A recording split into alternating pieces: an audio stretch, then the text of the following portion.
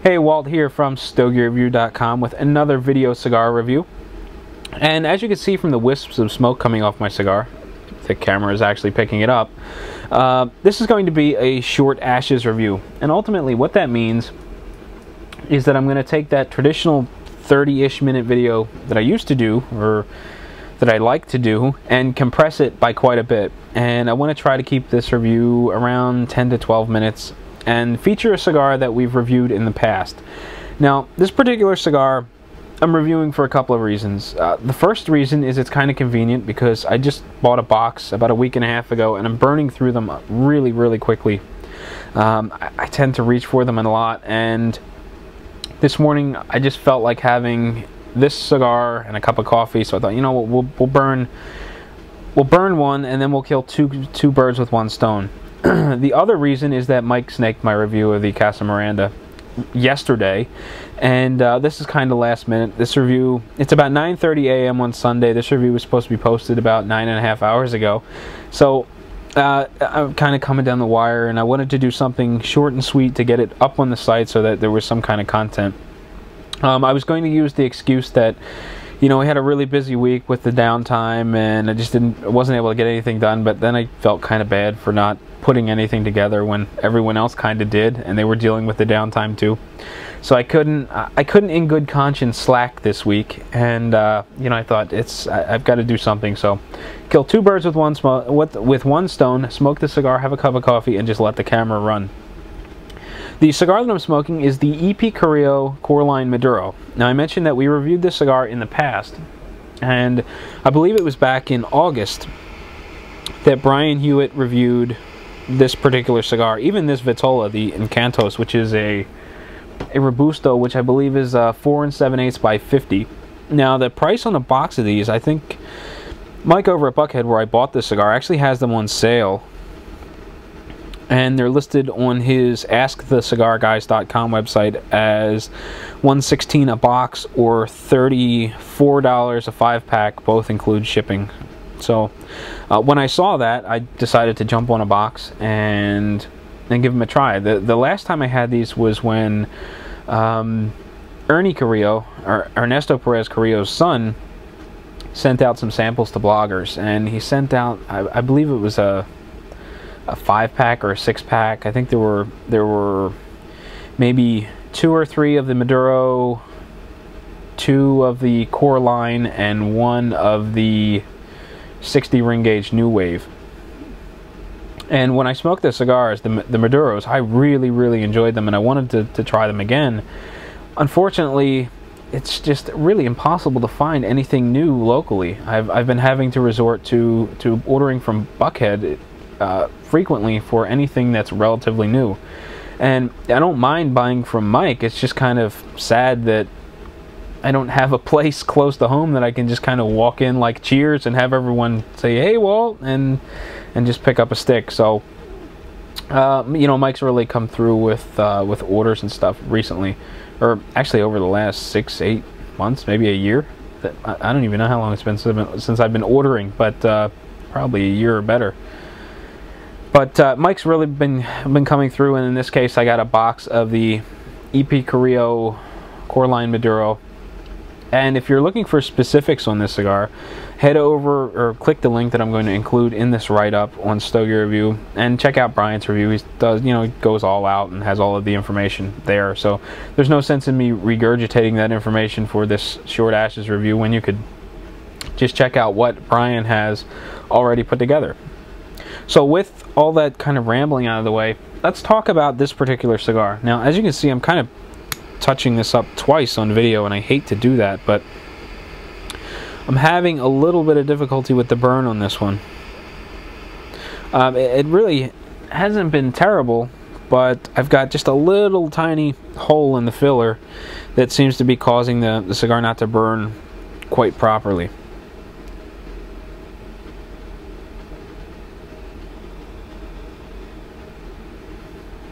The draw is good, smoke volume is good. It's a little dry on the palate, a little bitter. It's got kind of a chocolatey-like flavor. And it's got a little bit of a smoky quality too. like sort of like burning firewood campsite kind of smoky quality. And again, I'm pairing it with coffee, so there's some coffee notes, which are probably coming from aftertaste of the coffee. But that's where we're at so far. I'm going to take a little break. I'll come back. We'll talk more about this cigar, and we'll get this thing underway, or wrapped up, or however I do this short ashes review, because there's no real particular format, and this is just becoming a complete mess. Alright, well, I'm back. I just reviewed the footage that I recorded a few minutes ago that you just watched, and I realized I didn't really do a whole lot of talking about this cigar, so we'll try to focus a little bit more on the cigar and less on the rambling, so that when this is all said and done and you've got a 10, 12, maybe 15-minute video, you've got some good quality cigar content, or at least a good ratio of cigar content to banter. So, you know, while I was smoking a cigar, I had to touch it up a couple of times, and I think it was partly for two reasons. One was I had this little hole in the filler, which normally when I was looking at it, you know, it's not large enough to really cause a lot of trouble. On the other hand, the draw was kind of intermittent. Most times I was getting a good full draw, lots of smoke, and then other times there was a little bit of stiffness. Now, the stiffness, if you bit down on the cigar just a little bit and move the tobacco around, it opened right up. Well, as I'm reviewing the footage, I'm picking the cigar up, puffing on it, sitting it back down in the ashtray, and every once in a while I have to pinch it a little bit to get the draw to come through. But a lot of times, when there's a bit of a restriction there, like for instance, if you use a plug cutter, and there's like a defined channel where the smoke is coming through, sometimes you get some tar buildup there. In this case, I used a polio cutter, guillotine cut, opened the cap up, but there must have been some kind of restriction in there that I was opening up by pinching it, and there was, I don't know, kind of like a clear defined smoke channel in the cigar that didn't include the whole thing. So I was getting some tar buildup. I picked the cigar up one time and I just happened to glance down, and surprise, you know, lots of tar was oozing out of the cigar. So I went through and I reclipped it, and I should probably take a picture of the reclip since I've showed you a picture of what it looked like before the clip. But there was a bit of an issue with tar. Now, I mean, it happens with a lot of cigars. You know, it happens to the best of them, to the worst of them. It doesn't quite matter. If there's a restriction in the draw, sometimes you just get it. And it was the first time I've ever had one with the EP Carrillo Coraline Maduro, but it doesn't seem like a big deal. Just reclip the cigar, and and you know, now we're fresh and clean and ready to start over. But the cigar itself is a bit dry on the palate. It pairs well with coffee because it's got some bitter tones and there's just some bitterness about it. It doesn't, you know, when I smoked those original EP Carrillo Maduro from that sampler that Ernie sent, I was really wowed. I mean, the cigar was fantastic. It was rich, it was bold, it was flavorful. It was just something that I wanted to run out and get more of. This box has been very good. However, it's missing some of the boldness that I remember from the sampler. I don't know whether maybe the blend was tweaked a little bit, or if this is newer in the sense that it wasn't aged as long as the others, but for whatever reason, this doesn't seem as bold as those original samples. This also doesn't look as pretty as those new samples. These are kind of rough looking. The color consistency is I mean, the color consistency throughout the box was pretty good, but the wrappers were kind of mottled. They looked a little rough. You know, some medium-sized veins in there. There was a bit of a rough texture to it.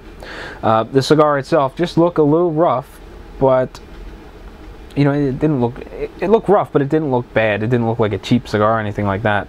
I just remember, I don't know, maybe I just had such a good experience with those other cigars that this box could not possibly live up to it. But whatever the case is, these are very good. However, I think I like the samplers better, or the sampler better. Either way, it's a good cigar. It's smoking well, and now that the tar is out of the way, it's smoking even better now than it was earlier on. Did a little too much talking, and now I need to touch up the cigar again. Doesn't make this stick look too good that I've had to touch it up a couple of times on camera, but I assure you that it is smoking pretty well. Now that I've reclipped the cigar, the draw is even better than it was. There's no more pinching needed to get a full draw out of it. The smoke volume is excellent.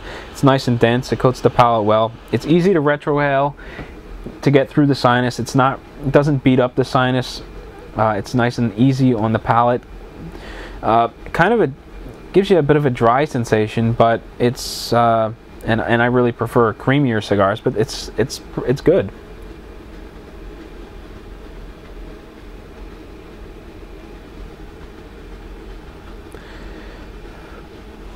The flavor profile hasn't changed up much. It's still got some bitterness to it. I'm still getting sort of like a cocoa or a chocolatey flavor out of it, and it has a really nice woody or like wood burning aroma, like smoky kind of again like a campfire kind of aroma coming off the cigar, and I get some of the aroma when I retrohale the smoke. So it's really pleasant, and I like the resting smoke. So all in all, good solid cigar.